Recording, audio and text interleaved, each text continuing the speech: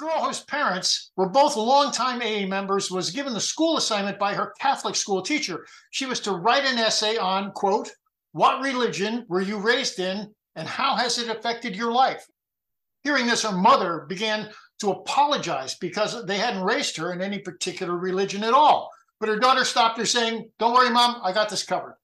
In her essay, the 12-year-old said she had been raised in the Church of Alcoholics Anonymous, and she claimed that this upbringing had taught her three major things. Number one, everybody gets a seat at the table.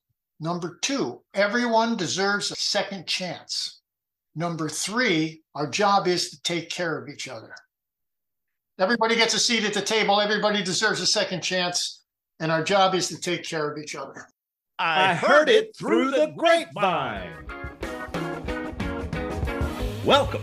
It's the AA Grapevine half-hour variety hour featuring the collected voices of Alcoholics Anonymous. I'm Don, an alcoholic in Greensboro, North Carolina. Hey, Don. Hey, everybody. I'm Sam, an alcoholic in Palm Springs, California. Sam, I love a big book study. Oh, man, I know you do. Yeah. That home group of yours. Which you used to be a member of. That's true. We take it very slowly through the big book, one sentence at a time, and analyze each sentence. And you know, sometimes you miss the big picture getting down in the weeds like that. But I've learned so much doing that. Oh, I learned a lot in that home group, and it was fantastic when I was traveling for work, too, because I could be gone for 2 weeks, and y'all hadn't even turned the page. Yeah. Well, I just found a note in my big book, and it had been a year and a half the last time we were there. So that's how long it takes us. And this is just the first 164 pages. Yes. I mean, you're doing the forewords and the first 164 pages, and the appendices, too, right? Yes. Spiritual awakening. Well, when the asterisk appears, we'll go there. As one does. Always follow the asterisk. You should always. And then those little squiggly writing, the italics, that's important stuff. People always say, and you know, I've done this too, probably like in many, many places go, this is my favorite part of the book. And I started thinking about it. Okay, well, what is my favorite part of the book? And it's this. It is plain that a life which includes deep resentment leads only to futility and unhappiness. To the precise extent that we permit these, do we squander the hours that might have been worthwhile.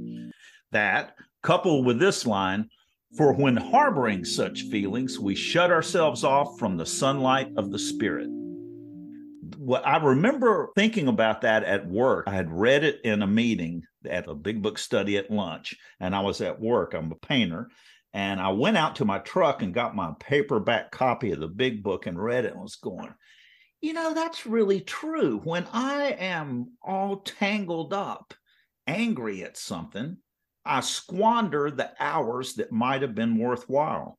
It just hit me like this is a fact of life that I never really realized, that I am hurting myself by harboring resentments.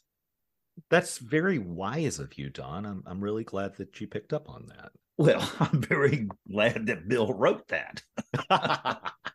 You know, what it boils down to for me is that often it's whatever I'm reading at that moment is my favorite part, because at that moment it has a very particular way it affects me.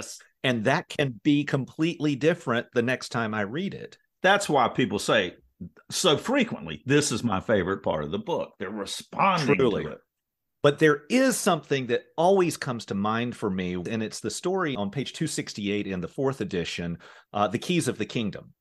It takes me back to a trip in January of 2015. I went to Buenos Aires for about 3 weeks. I found the AA meetings there, and I went. And the first one that I went to there, a guy who had been out came back in, and he read this portion of the big book as part of the meeting. And it just really gave me chills to have someone who was freshly back from a relapse reading this material. There is no more aloneness with that awful ache so deep in the heart of every alcoholic that nothing before could ever reach it. That ache is gone and need never return again. Now there is a sense of belonging, of being wanted and needed and loved. In return for a bottle and a hangover, we have been given the keys of the kingdom. And it just, I've got chills right now. Yeah. It works for me. That is beautiful. I think that's my favorite part of the book. Oh, wait a minute. Right now. Yeah. Sam, what's happening today? Well, today we're going to have some fun on the podcast. Oh. For once. We've got a rollicking game of Stump the Thumpers, our big book quiz show. Our guest today is Bill S., and we'll get to know him a bit and then torture him a bit with Don's sadistic big book questions. I mean, we'll play our game. We've met Bill before. He's a big book historian, and he's answered an Ask It Basket question for us a while back. Bill wrote Writing the Big Book, The Creation of AA, so he's a perfect candidate for Stump the Thumpers. Ooh, this is going to be fun. What an evil laugh, Don. Yeah, I know. I'm looking forward to this.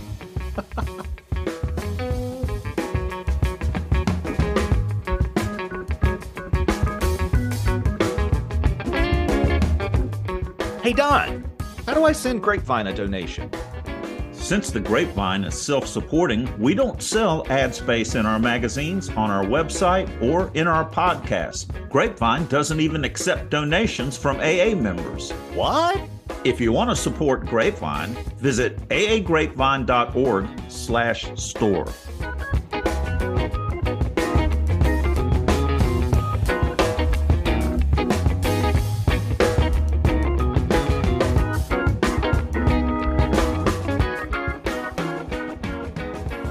My name's Bill. I'm an alcoholic. My sobriety date is December 7th, 1981.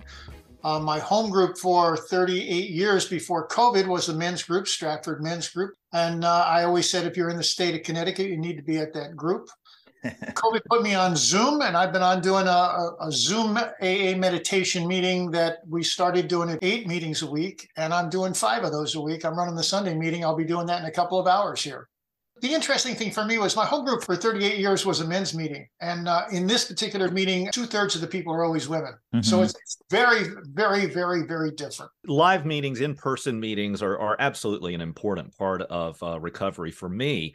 But there is no putting that cat back in the bag. Online meetings are here to stay. They are going to be a permanent part of Alcoholics Anonymous now. Yeah. Well, Bill, what's the difference between a men's meeting and a full meeting of Alcoholics Anonymous? I can only compare my past experience with the Stratford group and this current Zoom meditation group. It's just a whole different vibe. Mm-hmm. I've been back to Stratford and doing live meetings again. I was shocked by the amount of testosterone in the room. Yes. It was off-putting. Yes. It was this one-upmanship kind of thing, or let me tell you kind of thing. I see what you're saying, but there's places for different kinds of meetings in AA, and I like the different kinds of meetings that serve specific demographics. But I really do like full meetings that get everybody's point of view. I couldn't agree more that there's all kinds of different meetings, and you gotta find a place. I mean, we have a lot of meetings here in Southern Connecticut, so there's no excuse if a meeting isn't working for you, if it isn't helping you stay sober or grow your life spiritually, then you need to find a different meeting. And good Lord, they're just absolutely all over the place. So, Bill, 1981, what was going on inside of you that made you feel like that you need to do something like go to AA? Well, I woke up on December 7th, 1981. I was so depressed and so in despair that I thought maybe I should just open the oven and turn the gas on after putting a wet towel under the doors. And my second thought after that was my sister had gotten sober 5 months earlier. And I called my sister and drove over to her house. She took me to a meeting. She took me to the hospital and put me in detox. And then I went to High Wash Farm, where I spent a couple of weeks detoxing. Came home, started going to meetings, got myself a sponsor, been staying sober ever since. I've been a 4 meeting a week guy, rock solid for all of those 41 years, sometimes 6, depending on the schedule. At the moment, I'm doing 5. I've always had a sponsor. I had the same sponsor for 37 years. He died 2017, and I had already gotten 2 more sponsors, and I'm dealing with those guys. I don't think it's possible to stay sober and live a happy, sober life without getting a second and a third opinion with regularity. Yeah. All the guys I sponsor have more than 20 years, except one guy's got 15 years. I sponsor 7 or 8 guys. And you know, you sponsor a guy for 20 plus years, and he's got no problem offering his opinion on what you're doing or saying either. So yeah, that's right. Well, you know, as a sponsee, it takes a while to train a sponsor. I mean, give us a break. Yeah, I was a little bit irritated when a sponsee said to me with a kind of an upraised eyebrow, "Well, Don, there's always a little more letting go to do." And evidently I told him that so many times, I didn't know it was something I said. It's terrible when they repeat stuff back to you. You know, my young guy, the guy with 15 years was here about a month ago, and we were sitting and talking, and he was telling me all his stuff, and he kind of ran down and he looked at me and dead in the eye, and he said, "So, what are you doing to enlarge your spiritual life these days?" Boom. That's the kind of guy I want to sponsor. I love it whenever my sponsor and I can, you know, cut through all of the superficiality and let's talk about the meat of the matter. You know, we always do talk about what are we doing to enlarge our spiritual lives today? Because, I mean, it's a spiritual solution that we got here for this drinking problem. If you're powerless over alcohol, you got no defense against the first drink. It says it over and over again in the book. What's your solution, dude? You're in trouble. You got no defense. Oh. Second principle of Alcoholics Anonymous, in my opinion. Yes, there is a defense. You get yourself a spiritual awakening, and there's a good chance it's going to stand between you and picking up that first drink, which is the insanity we're talking about in the second step. So I want to be restored to sanity. I always talk to my guys about spiritual awakening, spiritual enlightenment. Just what are you doing to enlarge your spiritual life? We were talking about the favorite thing in the big book. Mine is always Jim who puts the whiskey in his milk. I just love that story, man. And on the page before, it says Jim slipping and sliding with some regularity, and the old timers are trying to figure out what's going on, and they decide Jim's problem is he, quote, failed to enlarge his spiritual life, end quote. And so what we talk about is enlarging our spiritual life. And we come from a broad spectrum, me and my little pack of the guys. And, you know, my sponsor's a dyed-in-the-wool Roman Catholic. One of the guys I've sponsored for over 30 years is a born-again Christian, and I'm at completely other end of the spectrum when it comes to that kind of theological, religious stuff. But you know what? But my sponsor and I meet for coffee, and we talk about our spiritual life. We talk about our prayer life. We talk about our meditation practices, and we don't have a problem with that. And my born-again guy, he just loves coming over and talking about that stuff for me. So, you know, it's an amazing thing about Alcoholics Anonymous, this democratic approach to this as we understand them thing that you can take or leave or interpret any way you want. Some people take it a little bit more broadly than I do. Some people take it a little bit more narrow than I do. But I love the fact that we can actually do that in AA. Talk about people who would not mix. Bill, you sound like a really smart, energetic guy who really knows what you know. Did you have a hard time with this idea of a spiritual awakening, this idea of surrendering to a higher power when you came in? Yeah, that was a problem. I've never been to a public school in my life. I was raised Roman Catholic. I got out of high school and I spent 2 years in the seminary to be a priest. And then I got into a huge dispute with the Catholic Church and left the seminary. And a couple of years later, I had gone, all the way down through I stopped being a Catholic to being a Christian, to being a deist, to being an agnostic, to being an atheist. And I was living very comfortably there, and I'm still living very comfortably there, although I do not like the word atheist at all. I live in a world with no supernatural elements. That's my deal. My world is full of mystery. But I got no supernatural elements. And if you got supernatural elements to take care of your mystery, I'm good with that. I'm good with whatever's working for you. You're not drinking and that's working for you. Let's go with that. But I spent 6 years probably just being a pain in the ass in meetings about this God stuff. My sponsor finally he was fed up with me at one point. And I don't know, we're talking about prayer. And he said, listen, the proper position for a man begging for sobriety is on his knees. I want you to get on your knees every morning. And I said, well, I don't pray. He said, I don't give a what you say when you get on your knees in the morning, but you need to get on your knees in the morning. So I was like 6 years sober, I got on my knees and I started saying, good morning to this day. I'm an alcoholic and I don't want to drink today. And I'm glad I didn't drink yesterday with the help of our fellowship and the 12 steps, our spiritual program of action.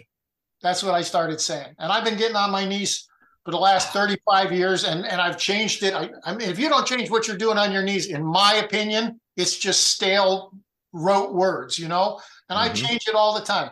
These days in the morning, I've done a lot of Buddhist readings, and the Buddhists have what they call the 5 daily remembrances, and I do those on my knees these mornings.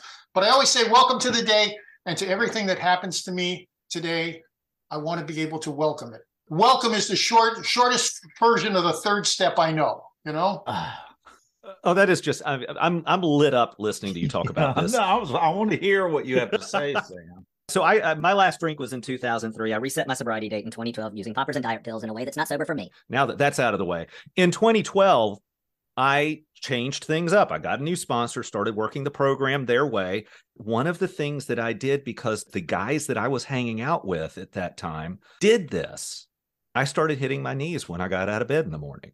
I'm an atheist. And I said the 3rd step prayer because that's what we ended the meeting that I was going to so frequently with. And to me, this feels rote, but then it started having an effect on my starting of the day. Today, I still hit my knees every morning. It changes daily. And some days there's some chills because I'm like really meaning what I'm saying. And some days it's just like, well, here we are today. Help me be a good human. And that works. What if you're in the pit of despair? I tell you, first of all, I do it out loud in the morning. What I do basically is tell myself a story about the kind of guy I want to be that day. Now, if I'm in the pit of despair, this whole thing about welcome. I was getting on my knees out of the 35 years ago, the last 25 years I would get on my knees and I would say, good morning to this day and welcome to everything that this day holds for me personally. Welcome. And then I would go upstairs and I would shave and cut myself and start cursing and swearing. I was thinking, now what happened to the welcome, shaver? You know what? Come on, give me a break here. And I realized after a long time of doing this that I was just being hypocritical because I wasn't paying attention to it during the day. And I came down and spoke with my wife, the lady Sarah, and we talked about it a bit. And I said, okay, from now on, this was 2 years ago. I said, from now on, whenever I get annoyed with something or upset with something or angry with something or depressed about something, I'm going to say welcome out loud. I'm going to say welcome out loud. So I say welcome out loud. And there are days where I'm still doing this. I say welcome out loud a dozen times. Sometimes I only say it twice. But that's usually because I'm just not paying attention to things that are annoying the spit out of me, Yeah. So now I'm curious, what's the tone that you use when you say welcome? Is it a cursing tone or a welcoming tone? Oh, well, sometimes it's like welcome. I really need to welcome it because I'm going to be 80 in a couple of months. And I forget stuff, I forget words, and that kind of thing. And I just go, welcome, just welcome, welcome. Because, getting angry at it doesn't change it at all. Yeah. It's not going to bring the word to mind.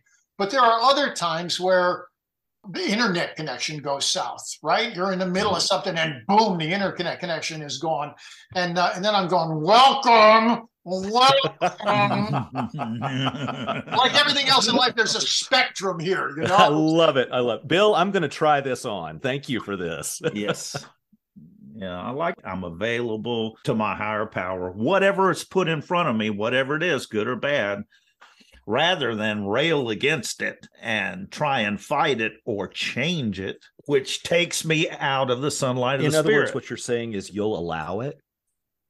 I'll allow it. I'm not sure. My whole 3rd step thing was, of course, I'm a non-believer, right? Mm-hmm. I railed against this, as I said, for about 6 years. And then I realized that I was arguing about who it was going to get turned over to. But I knew 5 guys whose sobriety I respected tremendously, and they all believed in different things getting it when it was turned over. And I thought, oh, so the point isn't who's taking care of it when I'm turning it over. The point is I need to be turning this thing over. That's what I need to be doing. That's the common element of these guys who are doing it successfully. And then I was reading a book, and the guy was talking about how one of the hallmarks of spiritual experience is letting go.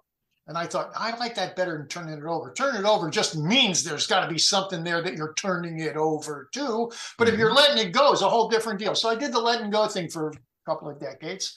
And then one of my teachers recommended I read this Buddhist book. The guy was talking about letting go didn't really work for him because when he let something go, it was his. And he's got a little string still attached to it because it was his, and he let it go, but it was his. And you can always bring it back on that little thin thread string. And the guy in the book said, what you need to do is just let it be. If you let it be, it wasn't yours in the first place. It's not yours. It's never going to be yours. Just let it be. So I went through this evolution, if you will, of my understanding of the third step. 6 years of arguing about the God thing, working with the turning it over thing, working with the let it go thing, and now I'm just in a let it be guy. Welcome, welcome, welcome. That's fantastic. Okay, Bill, you're a big book scholar. I've got a question here, a mathematical question, or maybe it's grammatical. I don't know which one it is, but here's the quote. Driven by 100 forms of fear, self-delusion, self-seeking, and self-pity, we step on the toes of our fellows and they retaliate. Do I have to get rid of 100 forms, or do I have to get rid of 400 forms? Help me. You know, the last time you asked me a question like this, I started going off a little tirade about the AA word police. So here we are back with the AA word police. What does this word mean? Does this word, is it an adjective? Does it only go to this noun, or does it go to all four of these nouns? And does that mean it's 4 times more powerful than the one? It's like, give me a break, will you? Bill Wilson's, he's using a metaphor. I don't know what the right word is, but he's using an image, you know? He's trying to punch you right between the eyes and say, look, dude, you're the problem here. I mean, that comes right after, I believe, if I'm not mistaken, selfishness, self-centeredness. That is the root of our problem. That is the root of our problem. After Jim putting the whiskey in his milk and needing a spiritual life, and he didn't enlarge his spiritual life. My next favorite is selfishness, self-centeredness. That is the root of our problem. And my third favorite is our problems are of our own making. And anybody who's going crazy over does the 100 modify one verb, one noun, or 4 verbs is a problem of your own making, in my humble opinion. And there's a little tone problem there. Sorry. Oh, Sam, my God. He just shut us down. And this is saved forever. And by the way, Don, he did not shut us down. He shut you down. Oh, my goodness. Are we going to have some fun? Well, with that, it's time to play our Big Book Quiz Show. Stump the Thumpers. That's a big book. And here's our quiz master, Donnie Wanny Ding Dong. Thanks, Spammy. I've researched the first 164 pages of the big book. And Dr. Bob's story. Sam, let's keep this simple. Yeah, right. I've found a few easy questions for our contestant. It's only easy if you know the answer. But Don, we really need some new questions. You know, these are the last of the questions I've prepared. I need to go back and get some more, but listeners, please send us some big book questions. Now, these questions are multiple choice. It's as easy as falling off a stool. Is that a bar stool you're thinking of? There was a time. Now, what do they win, Sam? The warm glow of accomplishment. I can feel it coming through the screen. That's called radiation. Is that all? I'm going to put a little heart symbol on their little video window. Well, that's great. Now I've got 3 questions today.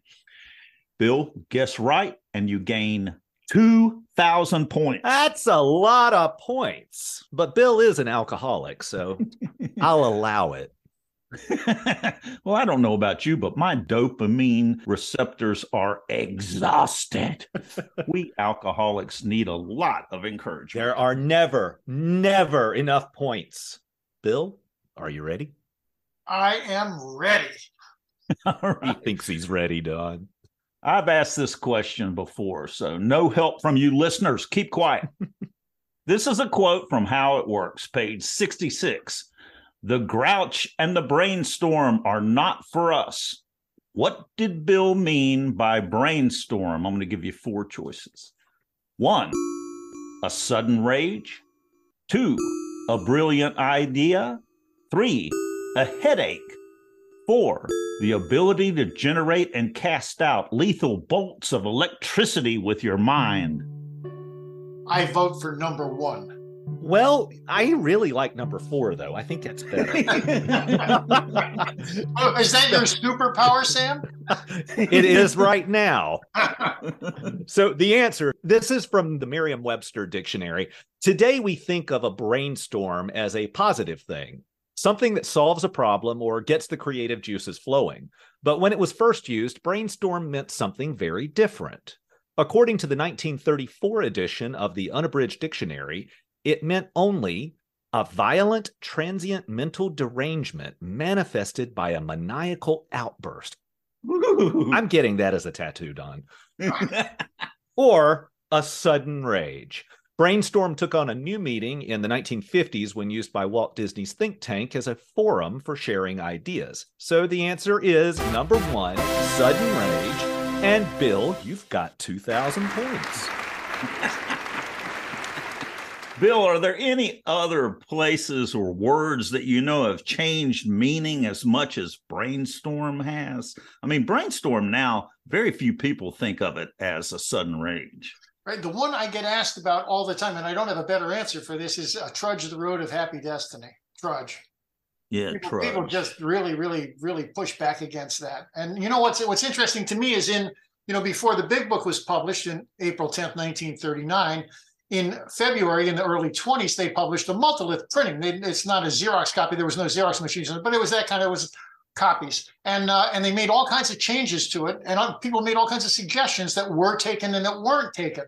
Nobody objected to the word trudge.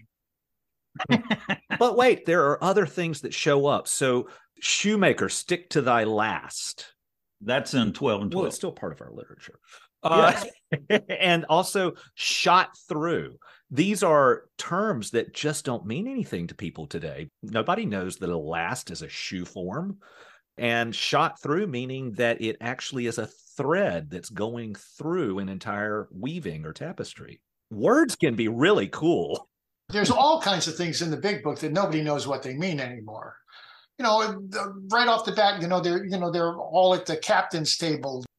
Yeah. Music of the spheres. Yeah. Not to mention the two rocks that come together that I can never remember the name of. Sisyphus and Charbon. Scylla and Charybdis. I took Latin in school. It's Scylla and Charybdis. There you go. Oh, yeah. Everybody knows that one. I always depend on Sam to be able to pronounce it in the meeting. Oh, man. Okay, in How It Works, we're told that God enables us to match what with serenity? 1, disease. 2, calamity. 3, tragedy. 4, traffic. 2, calamity. Page 68, just to the extent that we do as we think he would have us and humbly rely on him, does he enable us to match calamity with serenity? The answer is number 2, calamity. And Bill, you now have 7,822 points. Wow. What? Taking it home. Come on, bring it up. He's giving you a bunch of bonus points. Are you questioning my scorekeeping skills? Doesn't matter to me. They're just points. I mean, matching calamity with serenity is my favorite part of the big book. Right now. It's an incredible line. And it's true when it happens. It's freaking amazing to have something in my life blow up. I remember the first time it happened. In fact, my engine blew up in my truck. It locked up. I had to be towed 300 miles back home. I rode in the front seat with the tow truck driver and had a great conversation and was going, this is weird. I should be really angry, but I can't do anything about this. Mm-hmm. And this is what they're saying in AA. I need to let go. Well, welcome. There you go. Okay, last question. Finish this sentence from 2 employers. The employer cannot play favorites, but he can always defend a man from needless provocation and unfair criticism. As a class, alcoholics are 1, like little puppies. 2, unemployable. 3, energetic people. 4, dazed and confused. I'd have to go with 3, I think. The answer is on page 146. As a class, alcoholics are energetic people. The answer is number 3, energetic. Bill, you got it. You aced this exam. Swept the board. But we really do need some questions from some listeners because Don is just like throwing softballs now. So I won a softball contest is what you're I'm not saying that you're not brilliant, Bill, but... No, they're not necessarily softballs. They're easy if you know the answers, because I have asked a couple of these before, and they haven't always come back with correct answers. So Bill's really smart. Bill, you're very smart. I was writing that book on the big book that I had to. We had a meeting just exactly like you described. We read a page or a page and a half, the first 164 pages every Saturday for years and years and years. We went through the book 6 or 7 times, I think. Not only do you learn, there's always things in that book you haven't seen before. When did they put that in the book, It changes, yeah. It does. But a meeting like that, a beauty of that is I'm not sitting home doing it by myself. I think I know what that sentence means. And somebody at the other end of the table says, when I read that, it really struck me at that. And I'm like, whoa. Yes. I didn't see that. I didn't see that nuance. I didn't see that I'm looking at it this way. But, you can also look at it from this way. And it's something completely different when you do that. Bill, thanks so much for joining us today. This has just been fantastic. Indeed, it has.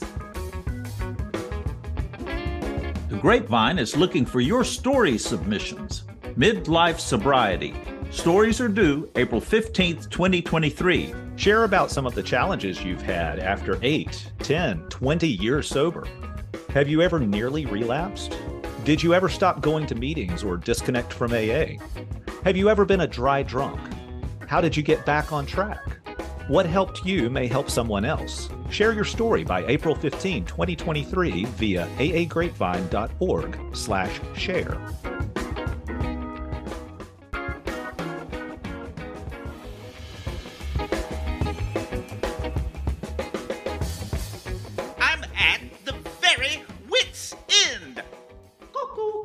A self-important intoxicated woman at an airport is delayed in boarding her flight. She asks the agent at the ticket counter for help. Now, what is your flight number and destination? I told you, flight 3214 to Chicago. Well, one moment.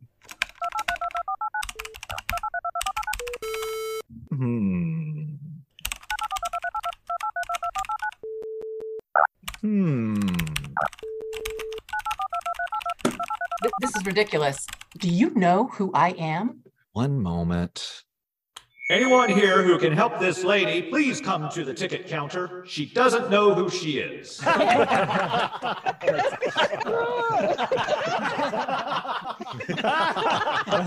It's really not that funny. Thanks for joining us. The AA Grapevine Half Hour Variety Hour is posted every Monday and is produced by AA Grapevine, Inc. We don't speak for AA as a whole. We share the experience, strength, and hope of members to help others recover from alcoholism. Podcast info, including how to call in, is at aagrapevine.org/podcast. Find AA Grapevine on Instagram and the AA Grapevine channel on YouTube. All things Grapevine are available at aagrapevine.org. If you want to know more about AA, Google Alcoholics Anonymous and your city or visit aa.org.